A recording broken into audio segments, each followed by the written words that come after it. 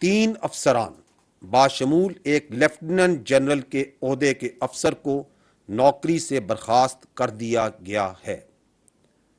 15 افسران باشمول 3 major generals اور 7 brigadiers کے عہدے کے افسران کے خلاف سخت تادیبی کارروائی مکمل کی جا چکی ہے۔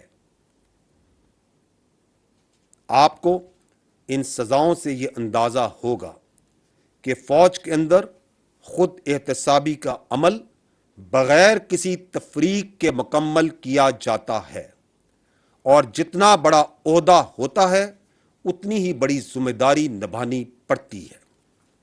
میں یہ بھی بتاتا چلوں کہ فوج کے احتسابی عمل میں کسی عہدے یا معاشرتی حیثیت میں کوئی ڈسٹنکشن نہیں رکھی جاتی۔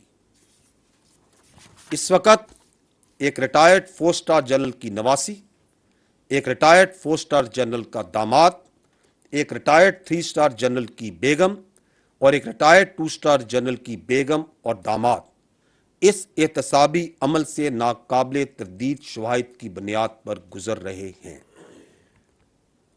خواتین و حضرات، اب تک آرمی ایکٹ کے تحت چلائے جانے والے مقدمات کے سلسلے میں پہلے سے قائم شدہ سٹینڈنگ فوجی عدالتیں کام کر رہی ہیں، جس میں اب تک 102 شرپسندوں کا ٹرائل کیا جا رہا ہے اور یہ عمل جاری ہے۔